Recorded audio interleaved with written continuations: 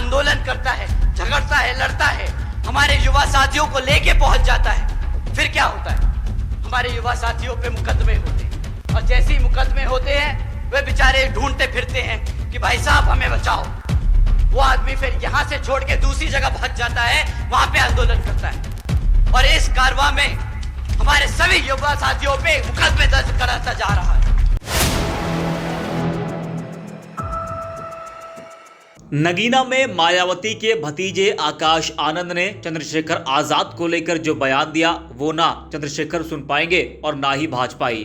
दोनों को साथ इसलिए जोड़ रहा हूं क्योंकि जब से चंद्रशेखर आजाद को भाजपा सरकार ने Y+ कैटेगरी की सुरक्षा दी है तो चर्चा इस बात की है कि भाजपा चंद्रशेखर आजाद को अपने पाले में करना चाह रही है, इसलिए लालच देकर उनको इंडिया गठबंधन से दूर रखकर अपने साथ लाना चाहती है। बता दें कि नगीना सीट से भीम आर्मी चीफ चंद्रशेखर आजाद चुनाव लड़ रहे हैं। पहले वो इंडिया गठबंधन के साथ आना चाहते थे लेकिन सीट शेयरिंग को लेकर बात नहीं बन पाई, जिसके बाद उन्होंने नगीना सीट से चुनाव लड़ने का फैसला किया। वहीं अब मायावती के भतीजे आकाश आनंद ने बसपा प्रत्याशी के समर्थन में नगीना में एक सभा की, जिसमें उन्होंने भीम आर्मी के चीफ चंद्रशेखर आजाद पर जमकर हमला बोला। बता दें कि बसपा के राष्ट्रीय कोऑर्डिनेटर आकाश आनंद ने नगीना लोकसभा सीट पर चुनावी सभा को संबोधित करते हुए बिना नाम लिए भीम आर्मी चीफ चंद्रशेखर आजाद पर बड़ा हमला बोला। आकाश आनंद ने कहा कि कुछ दिनों पहले तक इस आदमी यानी कि चंद्रशेखर आजाद को लेकर कहा कि इस आदमी ने एक टिकट के लिए जी जान लगा दी थी कि किसी तरह से बेचारा इंडिया गठबंधन में घुस जाए। ये बेचारा घबराता है कि अकेले लड़ना पड़ जाए तो जमानत जब्त हो जाएगी, मगर बेचारे की किस्मत इतनी खराब है कि इंडिया गठबंधन में होकर भी ये बेघर घूम रहा है। पूछ रहा है कि कोई एक सीट तो दे दे भाई। बता दें कि जब से मायावती ने आकाश आनंद को राष्ट्रीय कोऑर्डिनेटर बनाया है उसके बाद वो जनता के बीच पहुंचकर बसपा का जमकर प्रचार कर रहे हैं। आकाश आनंद ने नगीना में बसपा प्रत्याशी सुरेंद्र सिंह के पक्ष में एक सभा को संबोधित किया। आकाश आनंद ने चुनावी प्रचार की शुरुआत नगीना से इसलिए की क्योंकि बिजनौर मायावती का गढ़ माना जाता है। मायावती सबसे पहले 1989 में बिजनौर से ही सांसद बनी थी और लोकसभा 2019 के चुनाव में मोदी लहर के बाद भी दोनों सीटों पर बसपा का कब्जा था। इन दोनों सीट पर दलित मुस्लिम समीकरण को साधने के लिए ही आकाश आनंद ने नगीना को प्रचार की शुरुआत के लिए चुना है। वहीं आकाश आनंद ने चंद्रशेखर आजाद को लेकर कहा कि वह आप लोगों को गुमराह कर आपका मसीहा बताता है और आपको उकसा कर धरना प्रदर्शन करता है, खुद वहां से हटकर दूसरी जगह चला जाता है और आप लोगों के खिलाफ केस दर्ज हो जाते हैं। आप समझिए, अगर एक युवा के ऊपर केस दर्ज हो गया तो उसे नौकरी में दिक्कत होगी, पढ़ने लिखने में दिक्कत होगी।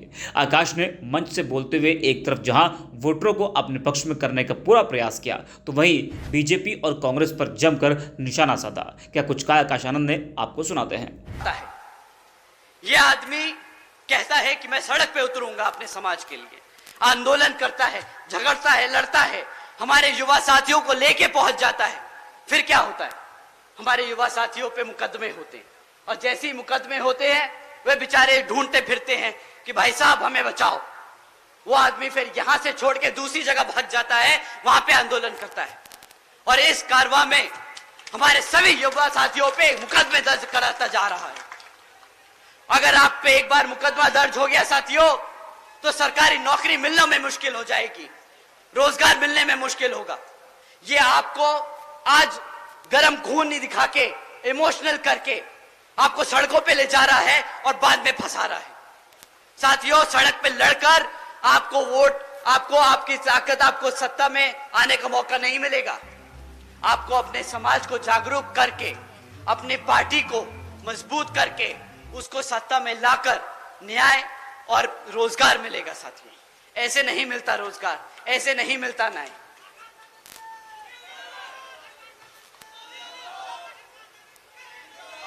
साथियों, अभी पिछले कुछ दिनों में इस व्यक्ति ने अपनी पूरी जी जान लगा दी कि वो इंडिया अलायंस में घुस जाए। किसी तरह अगर इंडिया अलायंस में घुस गए तो भाई अपनी एक सीट निकाल लेंगे। बेचारा घबराता है कि अपने आप लड़ना पड़ जाए तो जमानत जब्त हो जाएगी। परंतु साथियों, बेचारे की किस्मत इतनी खराब कि इंडिया अलायंस में होके भी बेचारा बेघर घूम रहा है। पूछ रहा है कि साला कोई एक सीट तो दे दे भाई। अब अपनी खुद की पार्टी से लड़ना पड़ रहा है। भाई साहब, आजकल जीतने के लिए क्या क्या नहीं कह रहे। कि भाई बसपा का प्रत्याशी बहुत कमजोर है, वो लड़ नहीं पाएगा। हमारे प्रत्याशी जी से मैं एक बार रिक्वेस्ट करूंगा कि जरा सामने आइए आप सर। अब बताइए साथियों, अगर हमारे प्रत्याशी आपको कमजोर लग रहे हैं, अगर आपको हमारे प्रत्याशी किसी भी तौर तरीके से लग रहे हैं कि वो आपके बीच में खड़े होकर आपके हकों के लिए नहीं लड़ सकते, तो साथियों आप यहां पे अपने हाथ ना उठाएं। परंतु अगर आपको लगता है कि हमारे प्रत्याशी उतने ही मजबूत है जितना हमारा कैडर, उतने ही मजबूत है जितने हमारे कार्यकर्ता, तो आप सब अपने हाथ उठाएं और बताएं कि यहाँ पे सामने वाले की जमानत जब्त होने वाली है और यही प्रत्याशी उसको वो मुंहतोड़ जवाब देने वाले हैं।